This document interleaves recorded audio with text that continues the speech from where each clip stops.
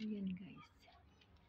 Mix ko yan yung pagkain nila. Merong tinapay. Tapos may cat food siya na mix. Tapos yung iba dalating yung iba. Mating siya. Para ma-enjoy nila, hinabaan ko na yung pagkain parang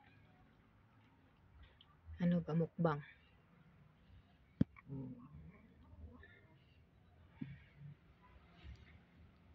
So ayan.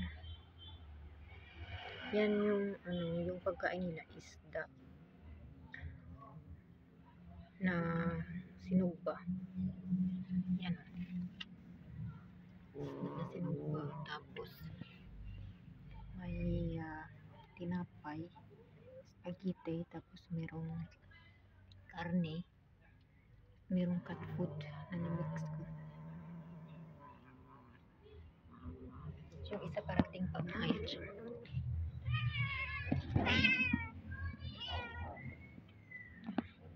Tapos itong isa talaga, ayaw niya. Tingnan mo. Maghihintayan siya hanggang maubos.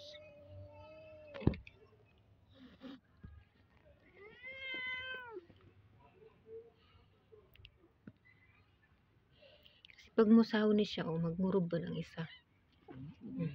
Maunang kaya siya mukha. Magkaon siya.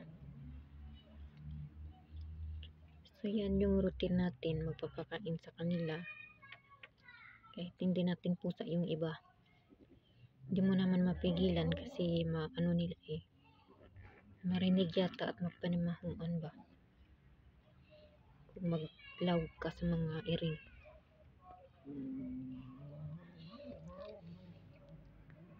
Yung isa dyan. Naghihintay na nga siya matapos. Yan yung organic ng ng Grey Cat. May lahi kasi ito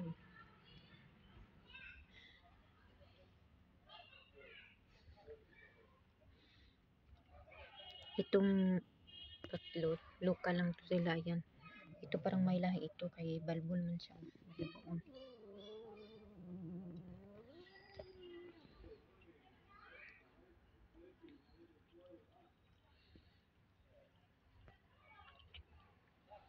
Meron kasi silang isang sakong cat food doon. Ayaw nilang kumain ng ng dried ba. So, yung ko nilagyan ko na lang siya ng sabaw. Tapos ni-mix.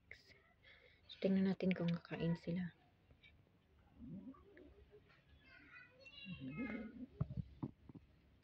Yung sa kanya isda.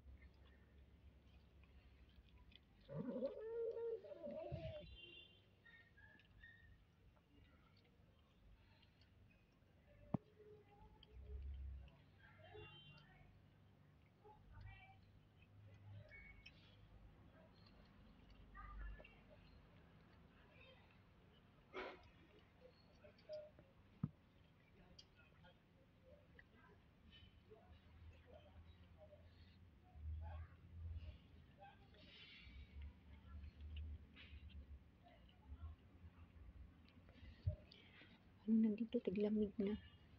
Yung kulay ng dahon ay naging yellow na siya.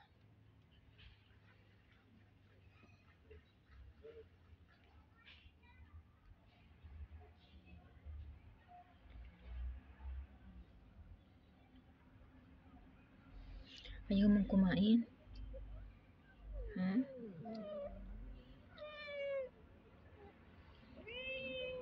Kasi sa mga pusa mayroong hari-hari yata. Kasi yung naanan ko sa kanila, hindi talaga sila kakain kung mayroong magagalit na isa. Yan ang isa, dumating pa siya. Parang siyang wild cat o nag-away na sila. Diba nag-away? Nag-amrasanay. Nag-amrasan siguro yung now. Pawa siya.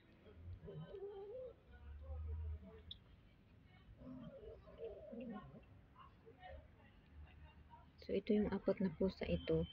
Ito. Ayan. Ayan. Sa kapitbahay namin yan.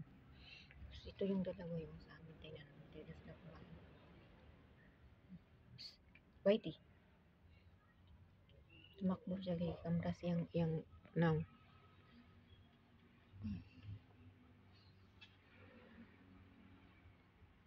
Ito siya, wildcat ito. Ayaw niya talagang magpahikap.